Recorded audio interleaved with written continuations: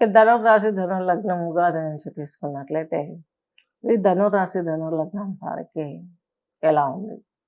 మీ రాశాధిపతి, చతుర్థాధిపతి అయినటువంటి బృహస్పతి మీకు చక్కగా ఫిఫ్త్ హౌస్లో ఉండి ఇన్ని రోజులు మీ మీ హౌస్ను నైన్త్ వీక్షణ ద్వారా బాగా చూశారు. కొంత గ్రోత్ వచ్చింది, ప్రమోషన్స్ అందుకున్నారు ఉద్యోగంలో, శాలరీస్ కూడా హైక్ అయ్యాయి. కానీ శని ఎఫెక్ట్ తృతీయంలోకి వెళ్ళాడు. జీవిత భాగస్వామితో మనిషికి కలిసి రావాలి, లేదా వివాహానంతరం కలిసి రావాలి, పెళ్ళయ్యే అవకాశం ఉంది, ఇవన్నీ ఉన్నాయి. కానీ ఈయన మీ యొక్క పంచమ స్థానాన్ని చూస్తున్నాడు తృతీయ వీక్షణ ద్వారా. ఇవి అంత మంచిది కాదు. తద్మూలకంగా మీకు ఎంత రాబడి వచ్చినా పోవడమే ఉంటుంది, కానీ నిలిచే అవకాశం లేదు. ధనుర్రాశి, ధనుర్లగ్నం వారికి ఒరిజినల్ జాతకం చూపించుకుంటే అందులో స్థితిగతులు బాగుంటే మాత్రం మీరు డబ్బు పోయేదే. అది అశుభానికి పోతుందా, శుభానికి పోతుందా అని అక్కడ డిక్లేర్ అవుతుంది. కాబట్టి ప్రతి ఒక్కళ్ళు మీ జాతకాన్ని పరిశీలింపజేసుకోవాలి. ఇకపోతే మే 1 వరకు ఈయన మీ 5th హౌస్లో ఉంటారు. తదుపరి 6th హౌస్కి వస్తారు. అది అంత శ్రేయస్కరం కాదు. అప్పుడు మీరు మళ్ళీ ఇబ్బంది పడే అవకాశాలు మొదలవుతూ ఉంటాయి. అలాగే మీ వ్యయస్థానమైనటువంటి వృశ్చిక రాశిని ఈయన సప్తమ వీక్షణ ద్వారా చూస్తారు. ఇది కూడా మీకు ఏమవుతుంది? తీర్థయాత్ర వైభవాలు, ఏమైనా ప్లాన్స్, టూర్స్, ప్రమోషన్స్ కోసం ఫారిన్ వెళ్ళడం ఇలాంటివి ఏమన్నా పెట్టుకున్నట్లయితే, job related, education related, finance, investment చేయదలుచుకుంటే కొంత ఆలోచించాల్సిన అవసరం ఎంతైనా ఉంది. ఇకపోతే శని మీకు మీరు యొక్క వ్యయస్థానాన్ని కూడా చూస్తున్నాడు 10th హౌస్ వీక్షణ ద్వారా. దీని మూలంగా శని ప్రగాఢంగా మిమ్మల్ని ఇబ్బంది పెట్టే అవకాశం ఉంది. నిద్రాభంగాలు, కాలయాపన ఇవన్నీ ఉంటాయి.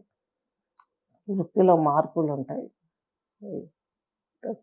టూర్లలో చాలా విసిగిపోతారు. అనవసరమైన ప్రయాణాలు చేయాల్సి వస్తుంది. అలాగే రాహు వచ్చేసి మీకు చతుర్థంలో ఉన్నారు. గృహంలో అల్లకల్లోలం, గొడవలు, హైయర్ ఎడ్యుకేషన్ ముందుకు సాగదు, ప్రమోషన్స్ రావు, ఉన్న ఉద్యోగాలు ఊడిపోతాయి. ఇంత పరిణామాలు ఈ యొక్క క్రోధినామ సంవత్సరంలో ఎదుర్కొనే అవకాశాలు స్పష్టంగా ఉన్నాయి. శని భగవంతుడు వచ్చేసి మీకు భాగ్యస్థానాన్ని చూస్తారు. తండ్రికి ఇబ్బంది, దాయుదులతో మీకు ఫైనాన్షియల్ గొడవలు అయ్యే అవకాశం, ఉన్నత విద్యా, ఉద్యోగ, వ్యాపార ప్రయత్నాలలో కొంత అలుపు, ఓటమి ఎదురయ్యే అవకాశం. అలాగే రాహు వచ్చేసి మీకు చెప్పుకున్నాం. కేతు వచ్చేసి మీకు దశమ కేంద్రంలో ఉన్నారు. వీళ్ళు కేతు వక్రగ్రహాలు కాబట్టి ఎప్పుడు జాబ్ వస్తుందో, ఎప్పుడు పోతుందో ఆ భగవంతునికి తెలియదు. అంత విషమ పరిస్థితులు ఉంటాయి. కాబట్టి ఉన్న ఉద్యోగాలు ఊడకుండా ఉన్న వాటిలో స్థిమితంగా ఉండండి. వర్క్ ప్రెజర్ అయినా చేయండి. దైవ పూజలు ఆచరించండి. దేవునికి ప్రదక్షిణ చేయడం, పూజలు చేయడం, హోమాలు చేయడం, జపం చేయడం, ఇవన్నీ ఒకరోజు మీరు మీ యొక్క ఒరిజినల్ జాతకం చూస్తే మళ్ళీ ఇప్పుడు నేను చెప్పే ముద్రలు, ఆసనాలు కూడా మారిపోతాయి.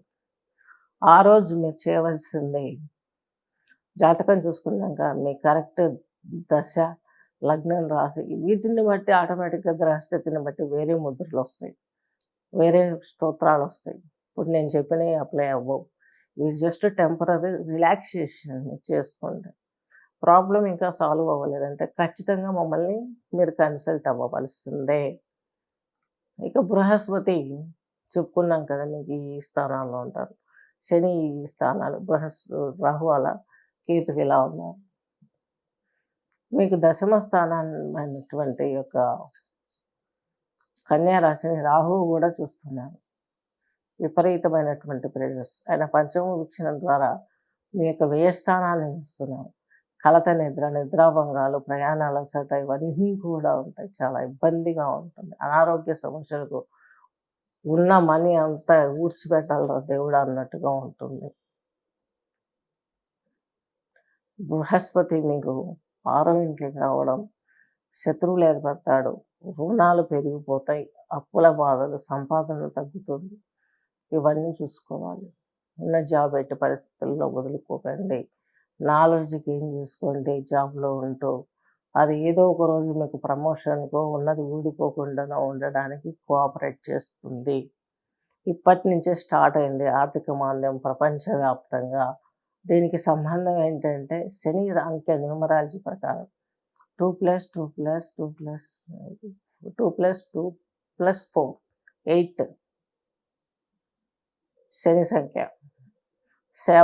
సేవకులందరినీ తొక్కిపడేయడం. ఎవరు తొక్కిపడేస్తారు? ఈ యొక్క రాహువు శని ఒకరి నక్షత్రాల్లో ఒకరుండి నక్షత్ర యుతి పట్టింది. శతభిషంలో శని రాహు వచ్చి ఉత్తరాభాద్రలో ఉంటారు 10 రోజుల తర్వాత. అప్పటి నుంచి ఇప్పటికి ఉన్నటువంటి మనం ఏదైతే ఎస్టిమేట్ చేస్తున్నామో అవన్నీ అప్పుడు క్లియర్ కట్లో 70 mm సినిమా కనిపించినట్టు కనిపిస్తాయి. దానికి మీరేం చేయాలి? ధనుర్రాశి ధనుర్లగ్నం వారు ఏం చేయాలంటే మీరు చక్కగాను ఈ ముద్ర పెట్టండి. ఈ వేలు ఇక్కడ ఇది గ్రహాలు, ఇది అధిదేవతలు, ఇది ముద్ర. ఈ ముద్రలో కూర్చొని ఈ యొక్క బృహస్పతికి సంబంధించినటువంటి స్తోత్రం వినండి. దత్తాత్రేయ స్తోత్రం విన్నా పర్వాలేదు, బట్ బృహస్పతి స్తోత్రం కూడా ఉంటుంది, వినండి. ఇది అగ్నితత్వ రాశి. ఈ యొక్క సూర్యముద్ర వేసుకోవాలి. ఈ సూర్యముద్రలో కూర్చొని ఓం శ్రీ తిరువన్నామల ఈశ్వరాయ నమః అని 5 నిమిషాలు శ్వాస మీద దృష్టి పెట్టాలి. ఇవన్నీ ఆచరిస్తూ వ్యక్తిగత జాతకాన్ని పరిశీలింపచేసుకొని మీ జీవితాన్ని మీరు సుఖమయం చేసుకోగలరని ఆశిస్తూ, ఫైనాన్షియల్గా రాబోతున్న ట్రాజడీ స్టోరీలో మీరు పడి నలిగిపోకుండా ఈ ఫైనాన్స్ అస్ట్రాలజీ అనేది చేయడం జరుగుతుంది.